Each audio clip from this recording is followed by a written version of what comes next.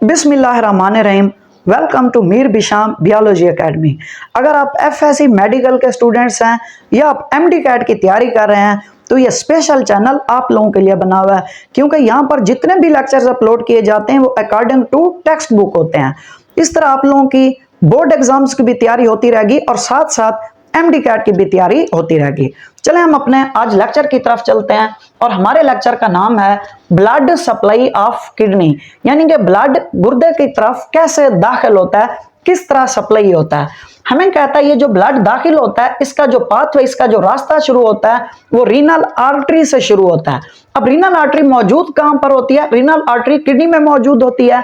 ये हमारे पास किडनी की स्ट्रक्चर है। यहां पर आप देख रहे हैं ये जो पहली आर्टरी है इसे हम नाम देते हैं रीनल आर्टरी। इसी रीनल आर्टरी के जरिए जो है जो ब्लड होता है वो किडनी के अंदर दाखिल होता है। हमें कहता है ये जो रीनल आर्टरी होती है जब किडनी के अंदर दाखिल होती है ये किस एरिया में मौजूद होती है? ये अक्सर एमडी कैट के लिहाज से एमसीक्यूज पूछा जाता है। कहता है एक एरिया होता है जिसे हम हाइलम का नाम देते हैं, ये हाइलम के जरिए जो है दाखिल होती है। अब यहाँ पर हाइलम कौन सा रास्ता है, कौन सी जगह होती है? कहते हैं ये जो आप डिप्रेस्ड एरिया देख रहे हैं, जो अंदर की तरफ एरिया देख रहे हैं, इस रास्ते को हम नाम देते हैं हाइलम का नाम देते हैं। नेक्स्ट में यहाँ पर कहता है ये जो रीनल आर्टरी होती है इसके दो पोर्शन होते हैं। बहुत अहम शॉर्ट क्वेश्चन, ये एग्जाम्स में डिफरेंस इनका अक्सर पूछा जाता है तो आप लोगों ने इसे फौरन याद कर लेना है। दो कौन से पोर्शन होते हैं रीनल आर्टरीज के? पहले नंबर पर हमारे पास होता है एफेरेंट आर्ट्रियोल्स। यहाँ पर फर्क आप लोगों ने याद रखना, भूलना बिल्कुल नहीं है। यहाँ पर ये जो स्टार्ट हो रहा है ये लफ्ज ए से है, यानी कि एफेरेंट आर्ट्रियोल्स, और ये जो है ये ई से स्टार्ट हो रहा है जिसका नाम है इफेरेंट आर्ट्रियोल्स। अब इन दोनों में डिफरेंस क्या होता है? हमें कहता है जो एफेरेंट आर्ट्रियोल्स होती है लीड्स इनटू द ग्लोमेरुलस। ये कहां पर दाखिल होती है? ये ग्लोमेरुलस में दाखिल होती है। अब ग्लोमेरुलस कौन सी स्ट्रक्चर होती है? यहाँ पर नेफ्रॉन की स्ट्रक्चर बनी हुई है, हम देखेंगे कि रीनल आर्टरी यहाँ पर कौन सी है और ग्लोमेरुलस यहाँ पर कौन सी स्ट्रक्चर होती है। ये जो आप नेटवर्क ऑफ कैपिलरीज देख रहे हैं ये वाला, इसे हम नाम देते हैं ग्लोमेरुलस का, यानी कि ये नेटवर्क ऑफ कैपिलरीज होता है, ये कैपिलरीज का एक गुच्छा होता है। कहता है जो रीनल आर्टरी जो एफेरेंट आर्ट्रियोल्स होती है ये ग्लोमेरुलस के अंदर दाखिल होती है। आगे फिर कहां जाती है ग्लोमेरुलस से? Drains into the efferent arterioles. फिर ये कहां जाकर खत्म होती है, कहां जाकर ये इख्तिताम पजीर होती है? ये जाकर इख्तिताम पजीर होती है इफेरेंट आर्ट्रियोल्स। अब यहाँ पर इफेरेंट आर्ट्रियोल्स कौन सी है, थोड़ा सा गौर से देखें। कह रहा है ये जो स्ट्रक्चर निकल रही है ग्लोमेरुलस से ये इफेरेंट आर्ट्रियोल्स में जाकर क्या होती है? ड्रेन होती है, खत्म होती है। आगे फिर हमारे पास है इफेरेंट आर्ट्रियोल्स। अब इफेरेंट आर्ट्रियोल्स कौन सी होती है? कहता है branches into the peritubular capillaries. ये इसकी शाखें कहां तक फैली होती हैं? पेरिट्यूबुलर कैपिलरीज तक फैली होती हैं। अब पेरिट्यूबुलर कैपिलरीज कौन सी होती हैं? दोबारा हम थोड़ी नेफ्रॉन के स्ट्रक्चर की तरफ देखते हैं। कह रहे हैं ये जो सराउंडिंग आप देख रहे हैं, डिसेंडिंग लिम्फ के सराउंडिंग जो देख रहे हैं, ये जो कैपिलरीज जा रही होती हैं इन कैपिलरीज को हम नाम देते हैं पेरिट्यूबुलर कैपिलरीज का नाम देते हैं। यानी कि जो इफेरेंट आर्ट्रियोल्स होती है इसकी शाखें कहां होती हैं? इसकी जो शाखें होती हैं ये पेरिट्यूबुलर कैपिलरीज में मौजूद होती हैं। आगे में कहता है ये जो इफेरेंट आर्ट्रियोल्स होती हैं डेंस नेटवर्क, बहुत गाढ़ा, बहुत ज्यादा इनका नेटवर्क जाल की तरह ये मौजूद होती हैं। किसके इर्द गिर्द मौजूद होती हैं? Around the proximal and distal convoluted tubule. हमें कहता है जो इफेरेंट आर्ट्रियोल्स होती हैं इनका डेंस नेटवर्क होता है, बहुत ज्यादा तादाद में ये मौजूद होती हैं। ये मौजूद किसके इर्द गिर्द होती हैं? Proximal convoluted tubule and distal convoluted tubule. अब सवाल ये पैदा होता है कि यहाँ पर प्रॉक्सिमल कन्वोल्यूटेड ट्यूब्यूल कौन सी है? थोड़ा सा गौर से हम नेफ्रॉन के स्ट्रक्चर की तरफ देखते हैं। ये जो आफ्टर बुमैन कैप्सूल, आप पहली बालदार नाली हिस्सा ये देख रहे हैं, इसे हम नाम देते हैं, जो पहला बालदार नाली वाला हिस्सा होता है इसे हम नाम देते हैं प्रॉक्सिमल कन्वोल्यूटेड ट्यूब्यूल। अब अगर हम गौर से देखें ये वाली जो हमारे पास आर्टरीज हैं, इफेरेंट आर्ट्रियोल्स हैं, ये इसके इर्द गिर्द हैं, ये देखें, गौर से देखें। अच्छा, हमें कहते हैं और ये किसके इर्द गिर्द मौजूद होते हैं? नेक्स्ट कहते हैं ये डिस्टल कन्वोल्यूटेड के इर्द गिर्द भी मौजूद होती हैं। पहली जो बालदार नाली थी उसे हमने नाम दिया प्रॉक्सिमल कन्वोल्यूटेड ट्यूब्यूल का, लेकिन जो हमारे पास नेफ्रॉन की आखिरी बालदार नाली होती है ये वाला जो एरिया है देख रहे हैं आप, इसे हम नाम देते हैं डिस्टल कन्वोल्यूटेड ट्यूब्यूल का नाम देते हैं। आगे में कहता है ये जो हमारे पास कन्वोल्यूटेड ट्यूब्यूल होती हैं मौजूद कहां पे होती हैं? In the renal cortex. अब रीनल कॉर्टेक्स कौन सी स्ट्रक्चर होती है? रीनल कॉर्टेक्स एक ऐसी स्ट्रक्चर होती है जो आउटर पार्ट होता है किडनी का, उसे हम नाम देते हैं रीनल कॉर्टेक्स। इसी तरह हमारे पास जो इनर पार्ट होता है किडनी का, उसे हम नाम देते हैं रीनल मेड्यूला का। आगे में कहता है यहाँ पर ये जो रीनल कॉर्टेक्स के अंदर दाखिल होती है, फिर ये किस चीज को राइज देती है, किस चीज को ये बनाती है? कहता है गिव राइज टू वेजा रेक्टा, ये वेजा रेक्टा बनाती है। वेजा रेक्टा बार बार एग्जाम्स में शॉर्ट क्वेश्चन पूछा जाता है, हम देखेंगे वेजा रेक्टा क्या है। कहता है वेजा रेक्टा इज दी लॉन्ग, ये एक लंबी स्ट्रेट बिल्कुल सीधी कैपरी नेटवर्क, कैपरीज का एक जाल होता है इन दी मेड्यूला, लेकिन मौजूद कहां पर होता है? ये मेड्यूला में। मेड्यूला का मतलब है ये किडनी के डीप, बहुत इनसाइड अंदर तक क्या होता है, ये वेजा रेक्टा स्ट्रक्चर मौजूद होती है। रन टू दी लूप्स, ये किसकी तरफ जाती है? ये जो लूप्स ऑफ हैनले होता है। लूप्स ऑफ हैनले क्या है, यहां पर थोड़ा सा गौर से हम देखते हैं। कहते हैं ये जो स्ट्रक्चर आप देख रहे हैं, पहली स्ट्रक्चर जो है जो नीचे की तरफ आ रही है, इसे हम नाम देते हैं डिसेंडिंग लिम्ब का नाम देते हैं। और जो ऊपर की तरफ जाती है, जो ऊपर जा रही है, इसे हम नाम देते हैं असेंडिंग लिम्ब का नाम देते हैं। इकट्ठे डिसेंडिंग और असेंडिंग लिम्ब, जो ये यू शेप स्ट्रक्चर बन रही है, इसे हम नाम देते हैं लूप ऑफ हैनले का नाम देते हैं। वेजा रेक्टा जो होती है ये लूप ऑफ हैनले की तरफ जाती है। आगे में कहता है वेन्यूल्स कौन सी स्ट्रक्चर होती हैं? कहता है आफ्टर एक्सचेंजिंग मटेरियल, जब कैपरीज अपने मटेरियल्स, मुख्तलिफ मटेरियल जो रिक्वायर्ड होते हैं उन्हें एक्सचेंज कर लेते हैं, उनका तबादला कर लेते हैं, फिर ये किन के अंदर दाखिल हो जाते हैं? कहते हैं ये वेन्यूल्स के अंदर दाखिल हो जाते हैं। यानी कि जब कैपरीज अपने मटेरियल एक्सचेंज कर लेती हैं तो फिर ये कौन सी स्ट्रक्चर बनाती हैं? मिलकर, कैपरीज मिलकर वेन्यूल्स बनाती हैं।